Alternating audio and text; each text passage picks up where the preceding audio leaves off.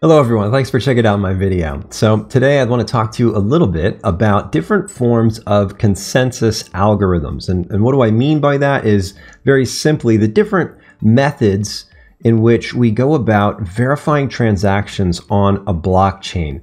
So there are several of them, and I just want to give a brief overview to each of those. So let's go through it. So a little introduction to consensus algorithms, and I'm going to touch upon proof of work mining, proof of stake, proof of burn, and MasterNodes, as well as any areas where these may intersect with one another. And that's especially the case with MasterNodes, which we'll get to near the end. Let's begin with the most familiar one, proof of work mining.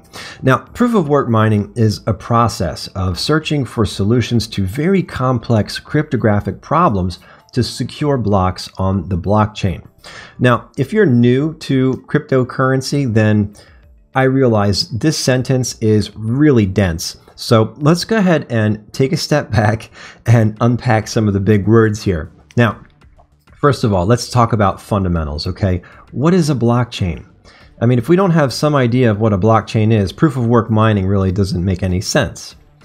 So, to kind of drive it home, let's consider a blockchain using this real-world analogy. A blockchain is like an accounting ledger, and a block on a blockchain is like one page in that accounting ledger.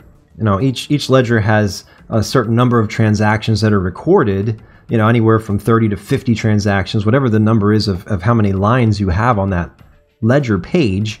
Well, same with a block on a blockchain. In the case of Bitcoin, it's 1 megabyte in size, so whatever transactions can be fit within that space. And then it is written to a blockchain, which is basically a link of pages and pages of information back to back.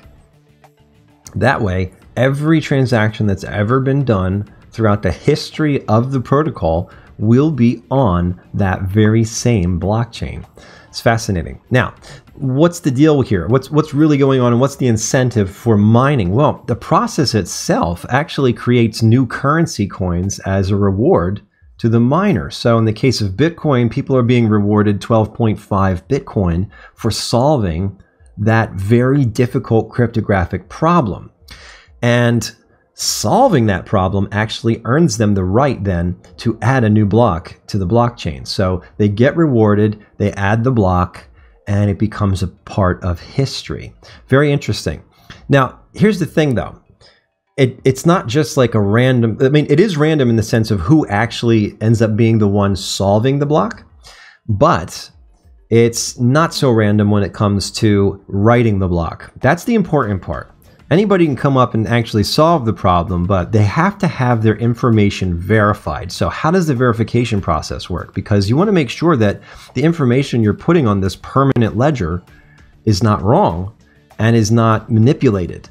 So what they do then is they take the information that they would otherwise be ready to write to the block and compare it against everybody else in the network. So all the other miners and any of the nodes that are being run on the network have to look at the same transactions. Now, that's the funny thing. All of the other miners are also aware of these transactions. They've been trying to solve the blocks too.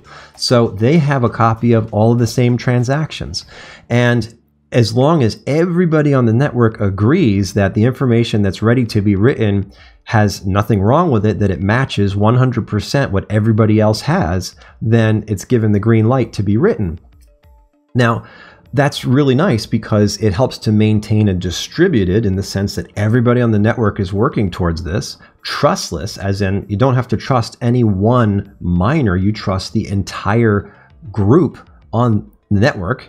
And then the consensus is, of course, when 51% or more of the miners and nodes out there agree that yes, this is a perfectly fine block, then it's written. That really helps to safeguard against any type of double spending. Something else to consider with proof of work mining is that it requires the use of specialized equipment. Now, in the beginning, CPUs were good enough, but we're long past that and onto now several GPUs in one mining rig, or ASIC units, which are application-specific integrated circuits that are designed specifically to hash one specific algorithm, or FPGAs, which kind of act like a hybrid of the two in the sense that you have several algorithms that you could hash with an FPGA, but it does it more efficiently and more effectively. Now, either way you hash it, all of these are often costly. So the added expense of the equipment is actually a good thing because it sometimes prevents people from attacking the network. And it's a great barrier to have there. To brute force a blockchain would require, for many of the different coins out there, more than 51% of the hashing power. So in the case of Bitcoin, that would be really expensive. You'd have to buy a ton of ASICs to get that much hashing power. Many agree that proof-of-work mining is by far the most secure method of securing blocks on a blockchain. While proof-of-work mining is a proven method of securing a blockchain, it's not the only algorithm used to determine consensus. Now, proof-of-stake is sometimes offered to holders of certain coins as an added layer of security. This is essentially a second layer of validation to miners. So you have the first layer is all of the mining that's going on with graphics cards and ASICs and all that. And then the second layer of all of the stakers that have to verify those same transactions. So it just increases the amount of security and consensus available. That set number of random stakers have to confirm those transactions a set number of times before they can be added to the blockchain.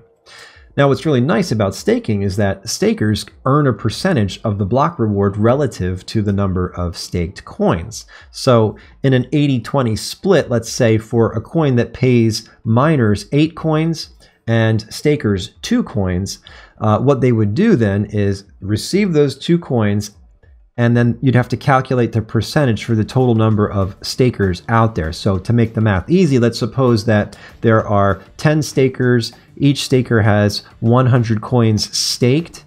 Well, that's 1,000 coins out there, and you'd have to do the math. That would give you 10% of that 2 coins as a block reward, right? So that would be 0.2 coins that every staker would receive.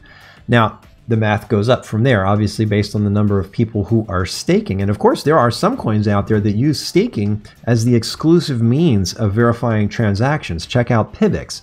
But you run into some consensus problems because rather than having the barrier of buying equipment and expensive ASIC mining machines and paying for power and all this, well, what's to keep somebody then from just buying a ton of coins, right, to get more than 51% consensus? Then they can start manipulating things. Well, to do one better, the proof of stake coins tend to raise the bar. Instead of 51% consensus, they need 71% consensus. It's an interesting way of achieving consensus. Some may say there are still security risks there, and I wouldn't be an expert on that, but you can certainly do more research on that yourself. Perhaps some may say, though, it is a step in the right direction towards the greenification of certain cryptocurrencies and helping to reduce the energy footprint for producing coins, as it were.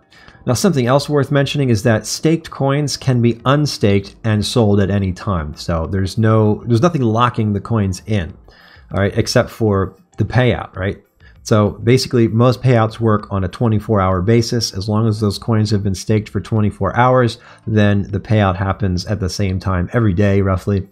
That being said, if somebody wanted to leave a project and divest themselves of those coins and sell them, that's perfectly fine. There's nothing locking them in. Now, there's an alternative out there to proof of work and proof of stake. That's called proof of burn. So, proof of burn allows coin owners to send their coins to a verifiably unspendable address, which takes the coins out of circulation. Essentially, you're sending them to a black hole. You'll never touch them again. Nobody will ever touch them again. Those coins are purchased and then, quote unquote, invested into this burn address. And since the number of burned coins is entirely random, that helps to verify the transactions because all the people who are putting in to that burn address, it creates its own entries on the blockchain. So therefore, they become the point of reference. Now, the benefits, of course, are reduced power consumption because there's no need for physical mining equipment. But the downside is, unlike proof of work, where any of that mining equipment that you purchase could technically be resold. So GPUs, for instance, have great resale. Or proof of stake, you can just unstake the coins and you still have them, right? Burnt coins are gone forever. You can't get them, and you might as well just say, see you later. Now, the upside is, of course, that the rewards from those burnt coins are going to continue to come in at the same rate that they have until the difficulty changes. So basically what's going to happen there, if you ask me, is a situation very similar to cloud mining. Think about it. You invest in cloud mining with a certain number of coins, you get a certain number of hashing power. Everybody else is investing in the same thing, and before you know it, the difficulty goes up and up and up and up and up, and you are making less and less and less and less and less. Unless, of course, you invest more back into it, and then, of course, it goes back up. Now, it's kind of the same model with graphics cards because, you know, every year we need to buy better and better graphics cards. It's kind of the same with ASICs. Every year there needs to be more and more powerful ASICs out there. You know, so it's a very similar model. It's just much more green. Now let's talk about proof of service, or MasterNodes. MasterNodes are a series of servers that provide additional services on a blockchain network that proof of work mining just can't do. They verify transactions and write them to the blockchain, a lot like proof of stake does, and they ensure near instant and anonymous transactions to take place because they're always on. And they also enable decentralized governance, allowing masternode operators to vote on important developments within the blockchain. They also provide additional services such as processing power, storage, and memory for decentralized applications running on the blockchain network. For instance, think about decentralized exchanges. What kind of backbone do those applications need? Well, masternodes do a great job of providing those resources so that they can happen. Now, the requirements for each masternode varies from coin to coin. The number of required coins range from anywhere as little as 42 coins all the way up to 10 million coins. And masternode owners must provide a dedicated server with access to the internet for 24/7 operation. The network is up all the time, so it needs to be able to provide that service. A lot of people will rent virtual private servers to do the task, or if you have your own server at home, you can certainly run one. Just make sure that you have a nice secure connection with enough bandwidth to facilitate the needs of a given network.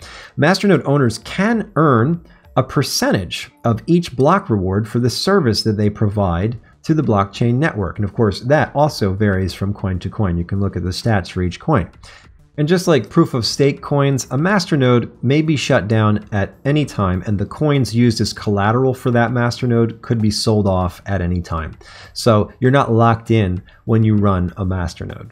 So these are the different consensus algorithms out there: proof of work, proof of stake, proof of burn, and masternodes. Now, there are different intersections between these different forms of consensus mining. So, for instance, you'll see a lot of coins that utilize both proof of work and proof of stake, or you'll see other coins that use proof of work and masternodes. So you'd have to do a little bit of research on each of those to see what it is that they're trying to accomplish. Now, coins like Bitcoin pretty much run on proof of work exclusively. There are nodes out there, but those are basically run not to get a reward, but just to provide a layer of security in terms of verifying transactions. However, there are other coins like Dash, which really is a pioneer in the whole masternode approach, that utilize the added services of a masternode to provide instantaneous transaction speeds as well as privacy. So that goes beyond the layer of proof of work mining that any other coin can offer. So definitely something worth taking a look at as you move forward with your crypto journey. As for me, I like some coins that use proof of work mining, like Bitcoin. I like some coins that use masternodes, depending on what services that they are providing. Check out LuxCore, for instance. That's a project that is working in a very interesting way of utilizing both a public and a private blockchain. Private blockchains for institutions or governments, and a public blockchain for the rest of the people. So there's an interesting way in which those intersect. And a lot of that has to do with the master node. So without it, certain projects just couldn't operate. So it's definitely something that I think is not only here to stay, but definitely going to transform the way we look at cryptocurrency. It's not so much just about store of value anymore. Now it's about what can these coins actually do. And I think we're going to see some very interesting things moving forward throughout the year. And I hope you found this video helpful. If so, please give me a thumbs up and be sure to check out the Discord server. I'll leave a link in the description. Come join us, chat with us. Let us know what you think. Are you into MasterNode coins? And would you like to see more information about MasterNode coins? Let me know in the comments below. Also, be sure to hit subscribe and ding the bell so that you get future updates. I try and post, somewhat regularly, but it's never like the same day at the same time. I have a pretty busy schedule, so I do the best that I can. But anyway, that's it from me, guys. Thanks so much for watching. God bless.